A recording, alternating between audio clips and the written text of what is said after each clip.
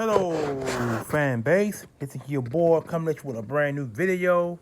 Week, let me see. We had a bye week, so I'm gonna say this is week 11 recap video of what happened today.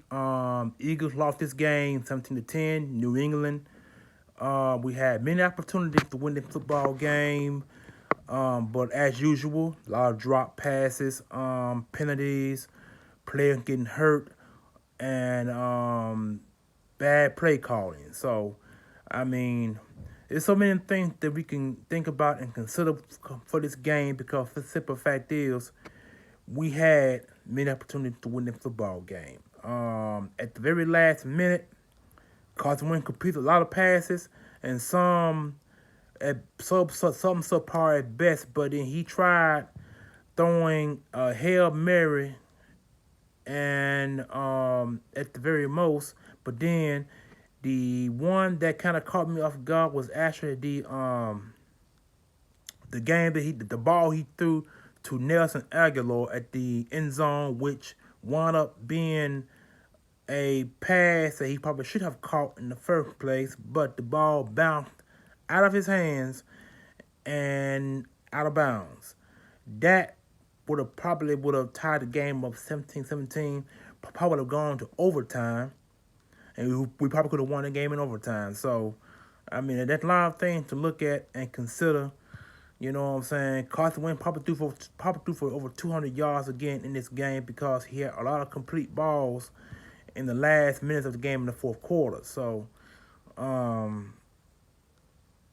mean, offense, there's a bunch of question marks on offense, and as usual, the Eagles need a deep, over-the-top pass wide receiver. They brought in Matthews, who is probably pretty much past his prime, and that's why the 49ers cut him loose in the first place because he no longer had that agility that made him a second-round pick by Chip Kelly back in 2014. Yeah, 2015, because that's the year that Chip Kelly let number 18 Macklin go, and he wound up bringing Matthews over from was it Vanderbilt, University of Vanderbilt. Is where he was in the first place, and Chip Kelly brought him in because of his size, but the guy had no speed. He never had no speed in the first place. Yes, the thing is, he just knew how to get open. And today, he only had, I want to say, 3 or 4 balls thrown his way, but I don't think he caught not a single pass, to be honest with you. And defense did marvelous up until the very end. They got in Brady's face. They were able to contain the run, able to get Edelman contained on the outside. So they did really well off defensively because our defensive backs are healthy for the first time all year after the bye week. It's just that Doug Peterson now is 0-4 after the bye week. And for some odd reason, he had not won a single game after the bye week. When Andy Reid was here, Andy Reid was 14-3. What I want to say, 14-3, because he was like 17, 18 years.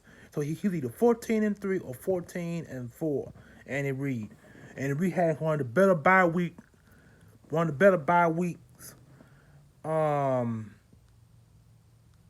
Ownership of bye weeks in all of Eagles history. You know what I'm saying? So he owns that mark.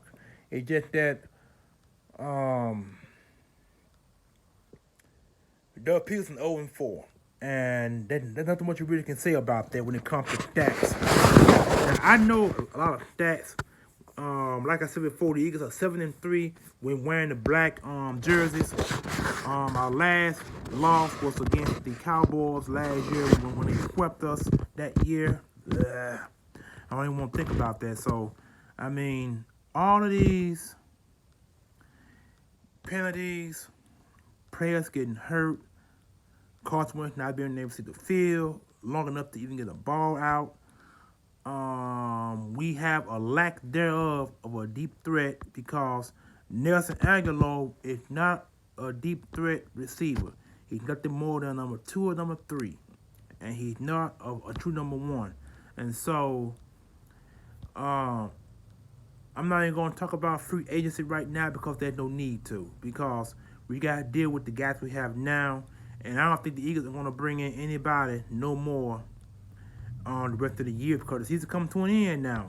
We're officially in week 11, and six more games to go. 6 more games to go in this regular season. Some teams got 5, some got 6. But since we had a bye week, we got I think 5 or 6 more games. I'm not sure right along up in there, but I do know that this is probably one of the most weirdest games I ever watched and witnessed in my entire 39 years of being an Eagles fan, because this New England team was not good. They really wasn't. They were bad on defense, bad on offense, but they did enough to win the football game.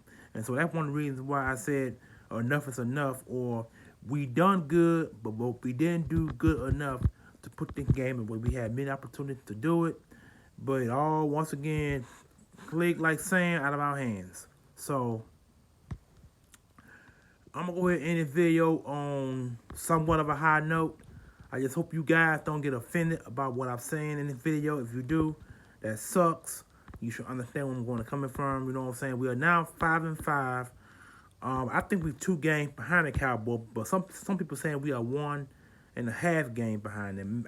I'm gonna go with 1.5. I'm gonna think 1.5. So, the Cowboys play New England next week, and I'm thinking we play Seattle next week, and they come to Philadelphia. So they can have another home game. They have to they're gonna have to win. I mean, it's do or die now. The last games coming up, it's do or die. We're going to have to win going forward. Ain't no more sliding. The NFC East is still open because, for the simple fact is, we are behind the Cowboys by so many games. So, EAGLES, Eagles. Peace. See you guys next week with another video.